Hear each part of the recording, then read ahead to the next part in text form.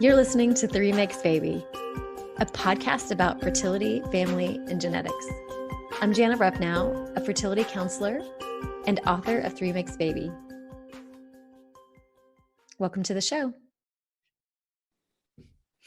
Well, I have a surprise for everyone today that is listening in to the podcast.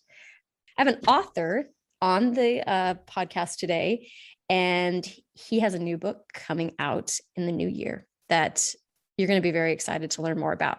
I have Peter Boni with me here today. Hi, Peter. Thanks for joining me. Nice to be here. Thanks for the invite. Yes, we've been in contact since, I don't know, before the summer, I think, we're in 2021 right now. And it was really nice to hear from you because I, got to hear your story and hear all the stuff that you've learned about the field that I've been working in for 12 years, which is the field of donor conception.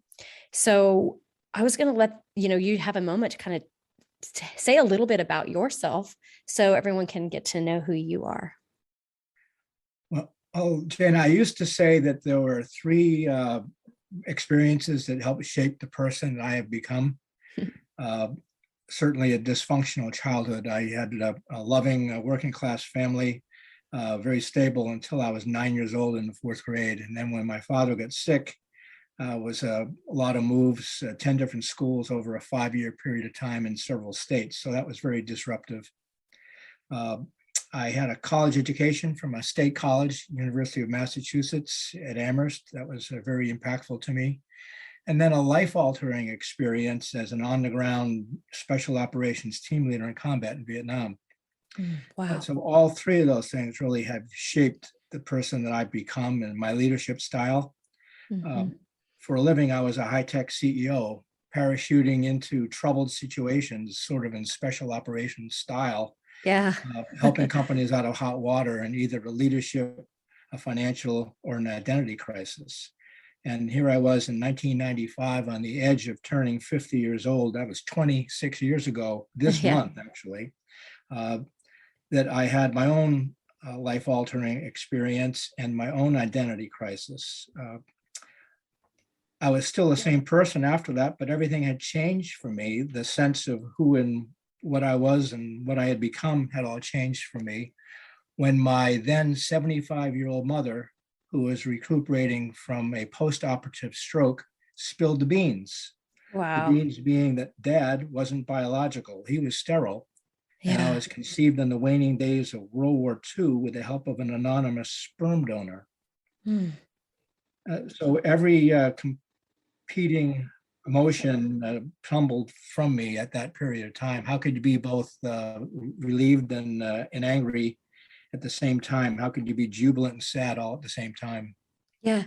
Well, okay. And, up to this point, you had a successful career. You had served our country and survived that. You have been through, really had so much success in your life. And then you come upon this news that was, like you said, spilled the beans because of a stroke, something you can't control, and then you find out that you aren't who your father isn't who your biological father. And then you say this kind of was life altering. There was relief. There was all these mixed emotions. Like, tell me, was there a sense there, something that you knew was off, or that this came as maybe some sense of, like you said, relief, or not a surprise? Well, there was always something a little off for me as in part of a working class family, college educated. I had a leadership position and continued to strive in my career. And I was a little intimidating to my family. Mm-hmm. Yeah. On both sides. They had never seen the likes of me before. Where had I come from? Mm-hmm. Italian dad. I was the only fair complexion, blonde-haired member of the family. Mm-hmm. Northern Italians, they all had crystal blue eyes, but I was very different in my appearance in that regard as well. So something was a little off. Yeah. My dad suffered from unipolar depression, and for the last 4 years of his life, he was unable to work. Mhm. and he just got tired of being sick and took his own life when I was Oh 16 my years old. goodness. Wow. Um, Oh, I'm so Old sorry. Italian families have a little superstition about that. They Okay. didn't want anyone to talk about it. Sure. It was an Mhm. insinuation that they were flawed. Maybe I was flawed too. Oh, yes. Okay. And I felt as though they had abandoned my dad, who was a hero of his family, in his sickness, Yeah. and therefore would they abandon me? So I had some baggage that I was carrying along. Oh, yeah. Absolutely. Wow, what a powerful story. And when you think of Italian, the culture and the heritage, and there's just so much pride there. I know that as an adoptee, I was told I was part Italian. So I did find out my great grandmother is full Italian.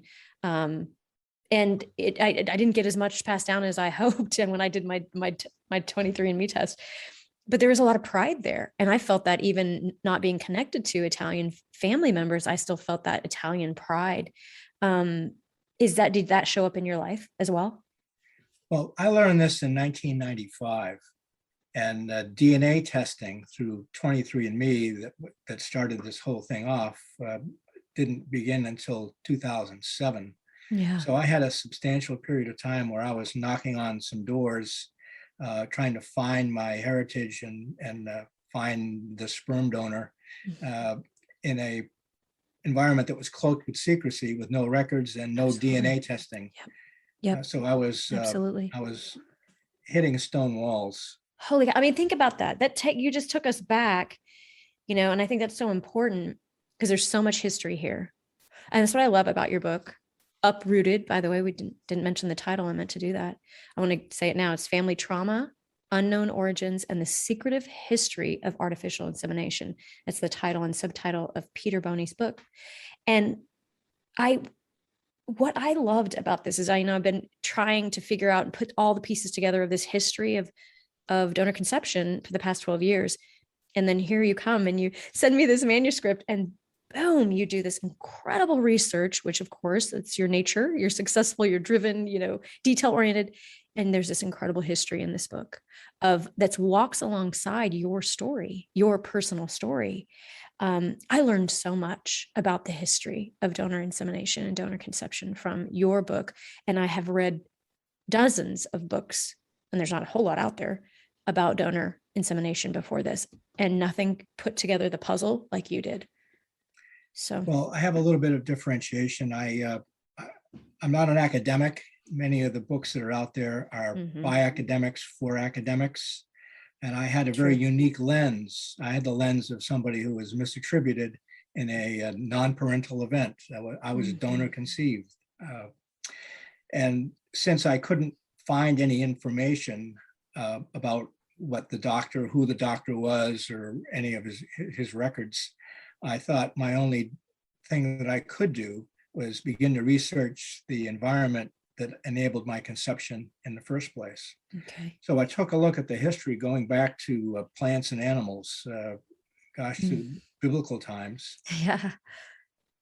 Like animal husbandry, I guess, is where it all started, right? Which was fascinating to me to learn that is where it started. And because it started that way, like, for lack of a better word, processes and policies that were used in animal husbandry were passed on to the human. Is this right? Is it the right way to say this? How would you say this? It's pretty much the right way to say it. Yeah. Certainly from a scientific standpoint, the processes were documented on the farm and applied to the human being. Yeah. But the first insemination of an animal actually took place in 1322 uh, in by an Arab chieftain who had, so the story goes, stolen sperm from his rival's prize stallion to inseminate his prize mare, and pop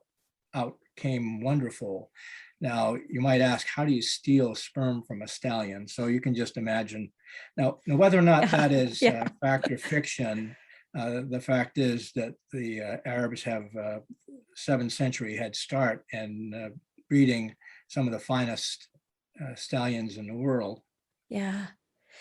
Yeah. And so and that's what I love is the way because again, in order to understand where we are today, it's so important to know where we came from. And that is what you provide, is this timeline that connects the dots and gives us a good understanding. For example, you say that, what you kind of explain why the secrecy started with human donor insemination.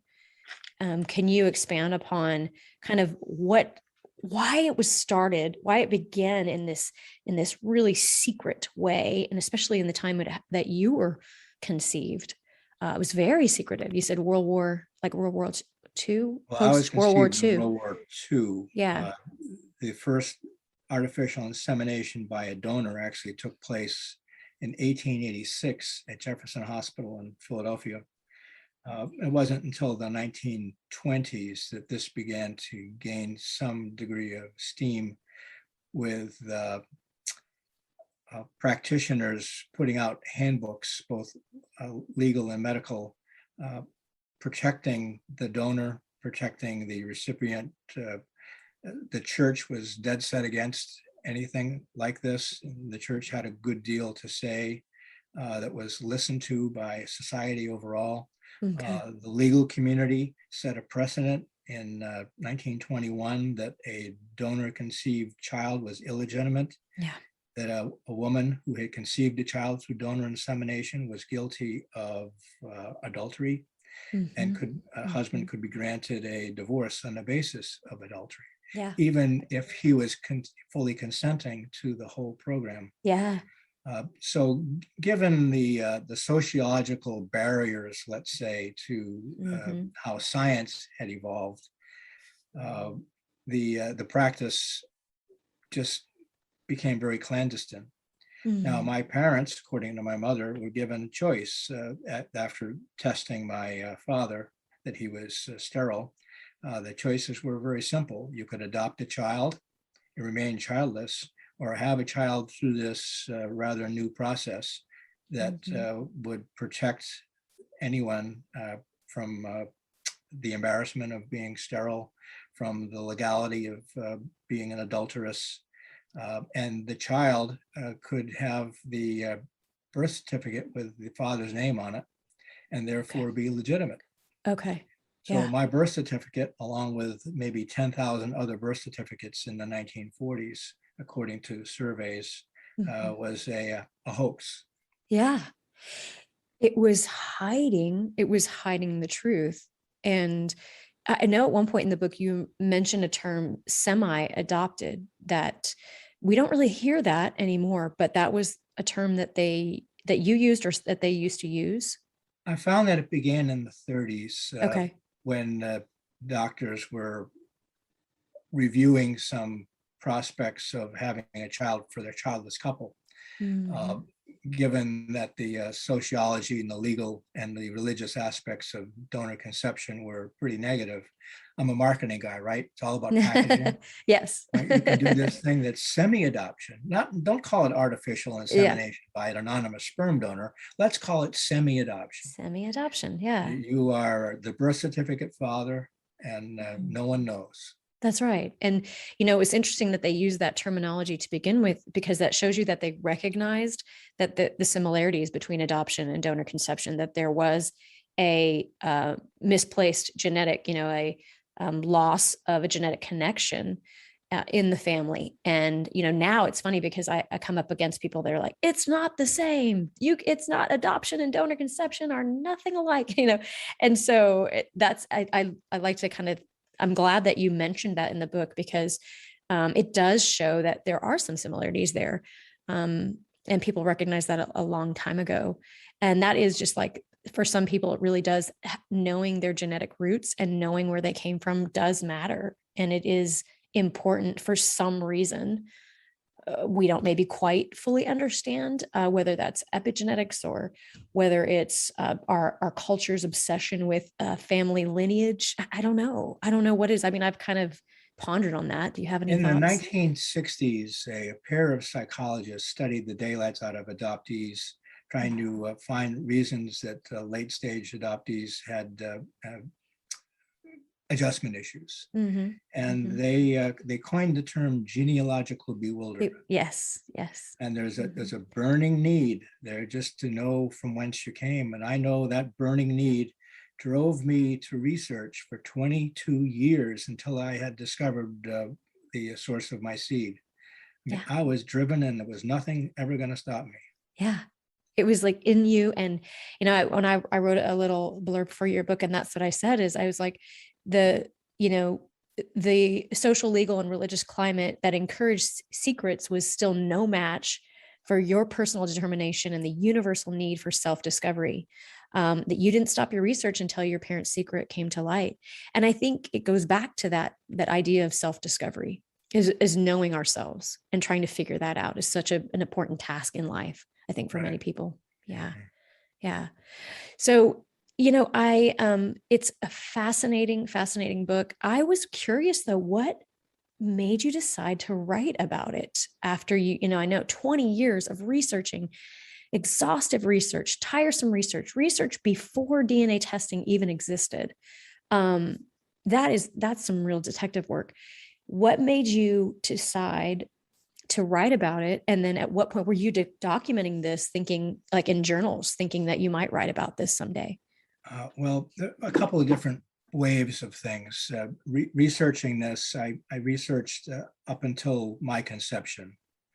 And once how many years later after that, 22 years later, uh, found through ancestry.com, after a 23andMe test that was a decade prior to then, found the source of my seed and had all of my questions answered.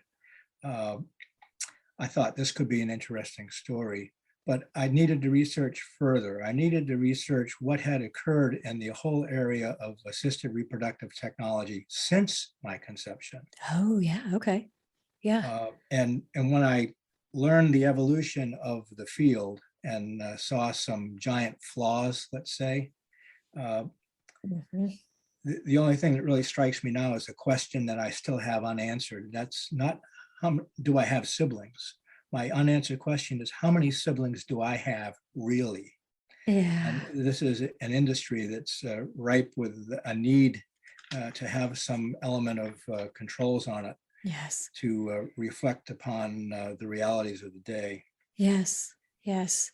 It is true that there's, with no regulation, we were just having these conversations in today with several people, that even with egg donation, those numbers are starting to grow too, because of the way they're splitting eggs into lots. So sperm donation is not alone in the fact that you can have multiple siblings. I've talked to groups that are up in the 80 to 100 range, and I think a lot of people don't know that. They're pretty shocked by that.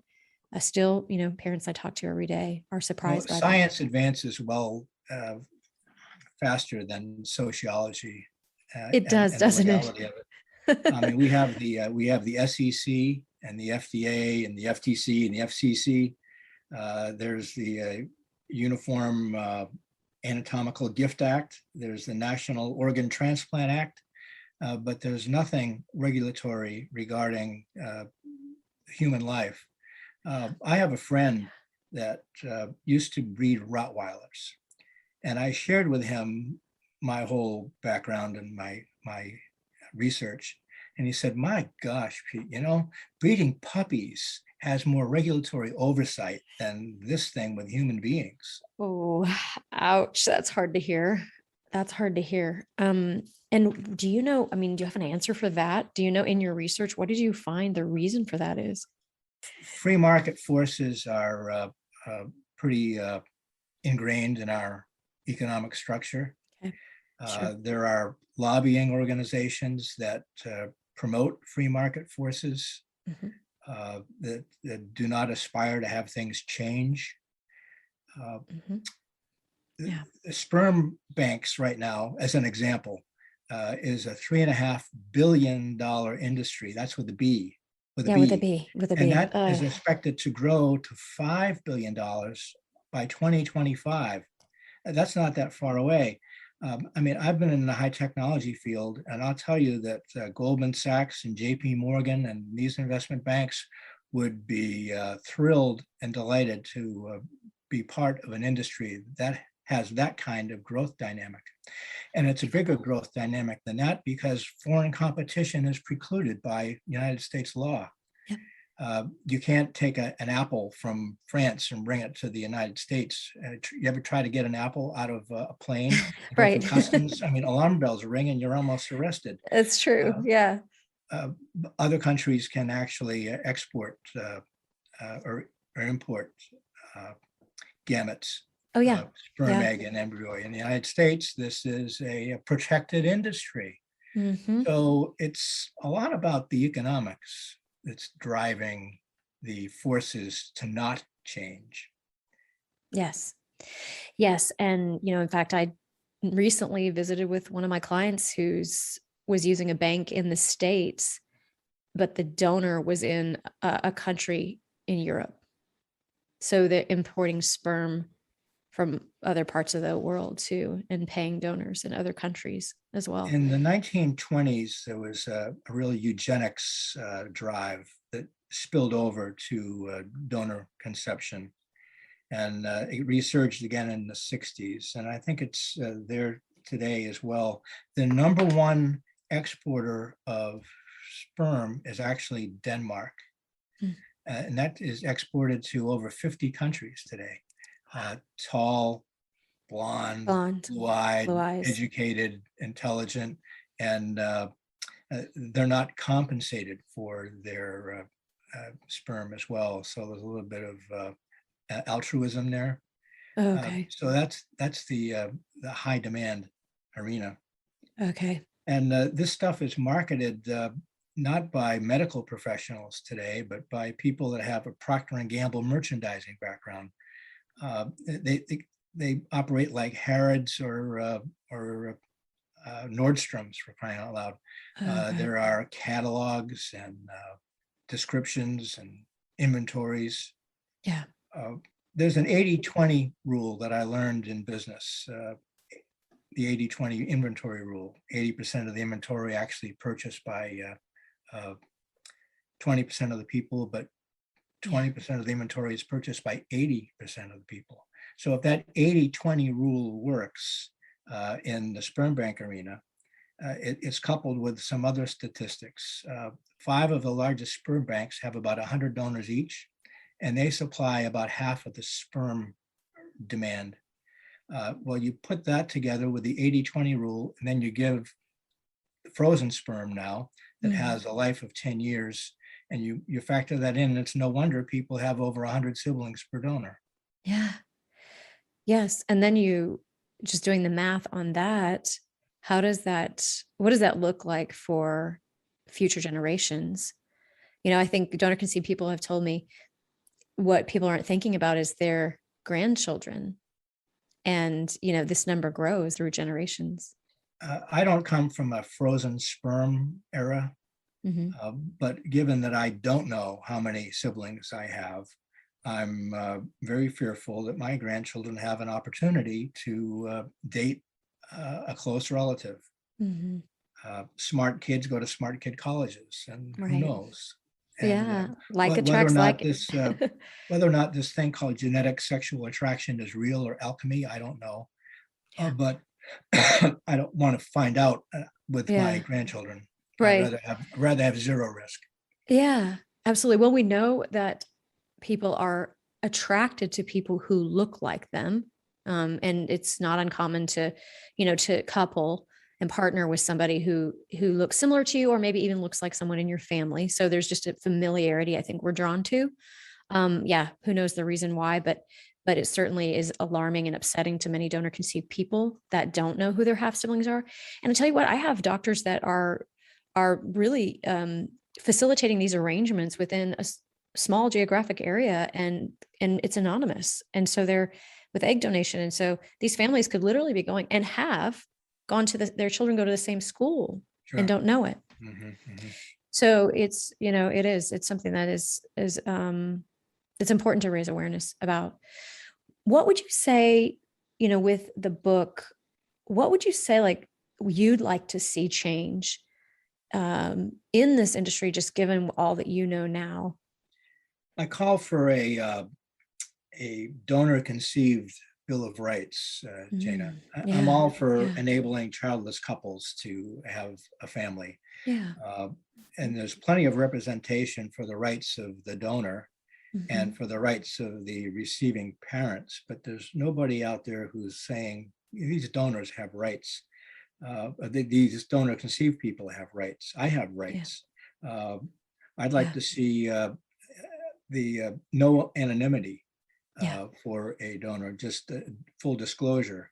Hmm. Uh, and that Hmm. would require the donor to get genetically tested. There are too many cases where they're not genetically tested or have Okay. not been genetically tested and are passing off Yes, needlessly. They're passing off birth defects. that's true. Uh, Yes.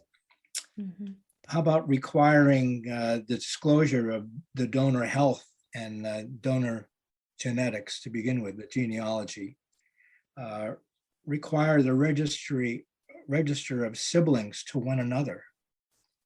So backing up for a second, they right now, I want to make it clear that the donors, if you're out there thinking, well, I've got my donor's health, it's self-report, and there historically hasn't been a lot of background or very little background checks on the donors to actually verify the information. So, and when you mention that health information, are you thinking like ongoing? Because we know that health is a snapshot in time. It changes as over the years, and what donor conceived people don't have is that changing information, new information is. Exactly. I can't Yeah. go to my doctor and tell him what, if Mhm. you are a donor conceived through an anonymous donor, whether it be egg or sperm or embryo, and you have no idea as to both, you can't go to your doctor to say, I have this, that, or the other thing Mhm. that I'm concerned about in my heritage. Yeah. You have nothing at all. So you would want donors to have almost a mandatory health update that they A report. requirement to get tested, number one, genetic Uh-huh. testing, Uh-huh. and prior to being accepted as a donor, Hmm. Yeah. and then a full disclosure on an ongoing basis as Ongoing to basis. health. Yeah. Yeah. Yeah. And then And the then siblings. I mentioned Hmm. the registry of siblings to one another, Yeah. so that these 100 people have the opportunity to know who each one is, Okay. and actually define some legal consequences for blatant fertility fraud, Hmm. whether it Hmm. be a doctor unethically using his own sperm uh, Right. countless times in the same community to Right. donate, Hmm. uh, Hmm. or deciding these are going to use X sperm instead of Y sperm that was selected by the Yeah. recipients because it was convenient. Yeah. Or also misrepresenting donors.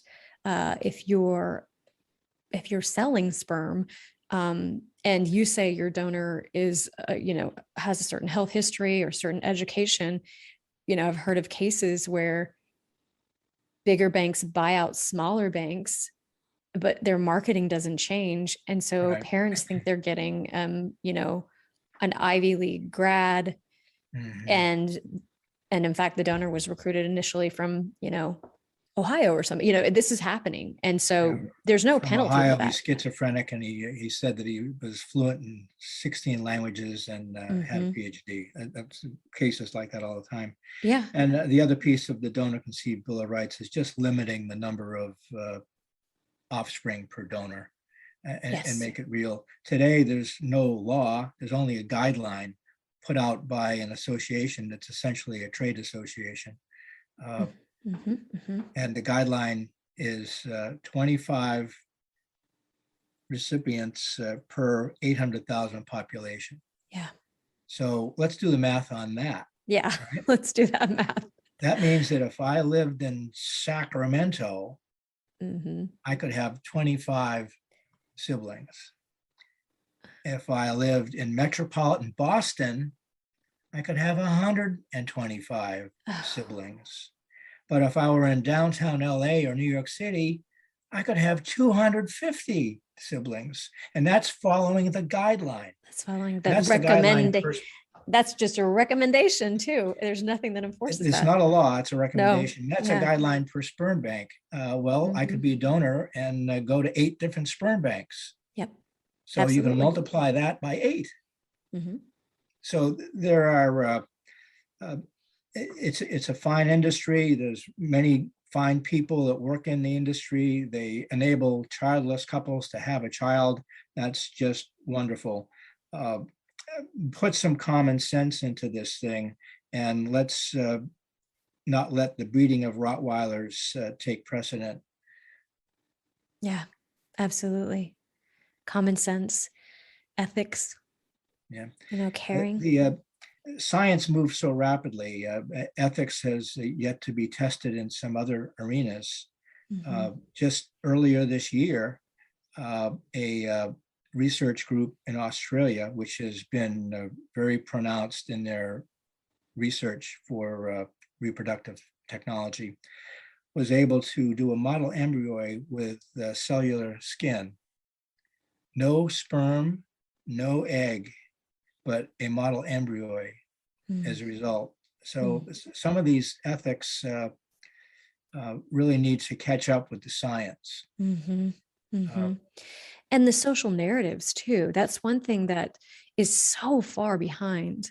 If we, like you said, you were conceived at a time it was so protected, masculinity was protected. So the laws about illegitimacy, all these things were at a place that in science was way ahead, and that's continued. Science has sped ahead of our social narratives, and so who suffers in that situation are the children who are born from these situations, who have to deal with an old social narrative that doesn't match the way they were conceived.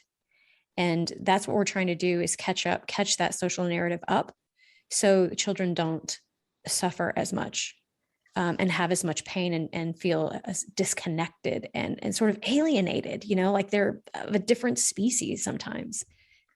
I think that the research has shown that irrespective of how you may have been misattributed, many of the traumatic responses are identical.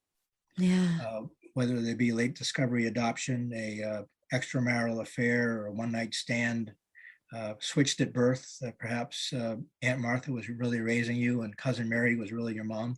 I mean, Yeah. that happens in families today. Sure does. But the response is when somebody learns that their genetics was a hoax is identical. And Mm-hmm. it's disruptive. I'll tell you, it is really traumatic and disruptive. It is. It is. And that's why you wrote the book. And that's what your book tells the story of, is how it how it disrupted your life, how it, changed sort of the way you saw not only yourself, but your story, your relatives, how it impacted your own family, and what you did to reconcile that and find answers. And now you're sharing with others. And I just find that to be the most powerful and healing way to deal with a story that you had ultimately no control over, is to give it forward to others to help heal a situation that needs a lot of attention right now. Yeah, thanks for that Mhm. recognition, Jenna. I aspire for the book actually to be the go-to book for the fertility industry, if you will. Mhm. Mhm. Past, present, and future donors, recipients, medical practitioners, the counseling world, the legal community. Uh, Number one, to positively impact the practice of Mhm. assisted reproductive technology, Yeah. and then be representative of the feelings of all misattributed, not Mm. only just donor conceived misattributed. So true. The experts today uh, believe that some 2 to 4% of us are misattributed Two in to a four percent. non-parental event. Wow. Some make a case that it's actually a little less. Some make a case that it's actually quite larger than the Yeah. 2 to 4%. Wow. So just using that 2 to 4% number, in my high school graduating class of 100, 2 to 4 of them are misattributed in a extra from a non-parental event. Mhm. Uh, Yeah. if I could take this out several generations, if I could take it out 5 to 8 generations and use that 2 to 4% number, Mhm. that means that my entire high school graduating class of 100 is misattributed to somebody in their family tree up to their third to sixth great grandparent. Interesting. So DNA technology today is going to disrupt many, many stories of family lore, potentially. And there's a 2 to 4% chance. A lot of broken branches out there. People didn't know they had a lot of broken branches. And, and I think that's so important, again, to look back at like how these social narratives have become so powerful. And yet they're so kind of an illusion, aren't they? I jokingly said, to somebody that I was talking, we talked to a lot of people, talked to a lot of donor conceived people, a lot of misattributed people. And I said, if you look at so many Disney movies or themes, plot lines, it almost always involves an orphan, a misattributed person, a bastard, whatever. And so I kind of jokingly said, didn't they learn from Game of Thrones? Don't mess with Jon Snow, because the bastard always finds the redemption, don't they? I mean, it's there's something very powerful about this feeling of being misattributed, that drives human beings in ways that we don't even fully understand. But yeah, movies they don't hesitate to use this theme over and over. And my daughter and I kind of laugh and roll our eyes. We're like, it's another orphan theme. So yeah. Well, I mean, this has been so great. Is there anything else that you would like to share that we just didn't touch on, and kind of just let this go naturally as it would, as conversation goes? So I don't ever want to leave anything unsaid. I think we put out a lot. Yeah, we've got a lot to think about after talking with you. Well, I would say, what you can do now is go and you've got a pre-sale going on with the book Uprooted. And so where can people find this if they want to go ahead and just get on that list and not miss the notification? Well, you can go to my website, number one. That's peterjboni.com. Okay. And you'll have links to Amazon and the other online sellers of books. You can request it from your friendly local bookstore, your independent bookstore as well. Okay.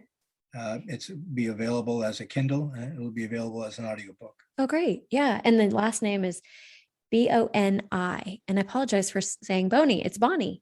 So Peter J. Boni, Boni. And then also are there ways to connect with you if people want to, learn more about this? Are you out there at all, or? I will be out there, but my website has a way to connect with me as well. Perfect. Yeah, perfect. So check out the website, go and connect with Peter there. And yeah, I'm excited to see where this leads. So it's a pleasure speaking with you. Same here. Same here. Thanks again for the opportunity. Thanks for listening. If you would like to follow me for more content, you can find me on Instagram at Jana Ruffnow, LPC, and Facebook. And you can also grab a copy of my book, 3 Makes Baby, on Amazon.com, BarnesandNoble.com, and Target.com. Be sure to subscribe to this podcast and rate it and share it with a friend if you like it. Have a great day.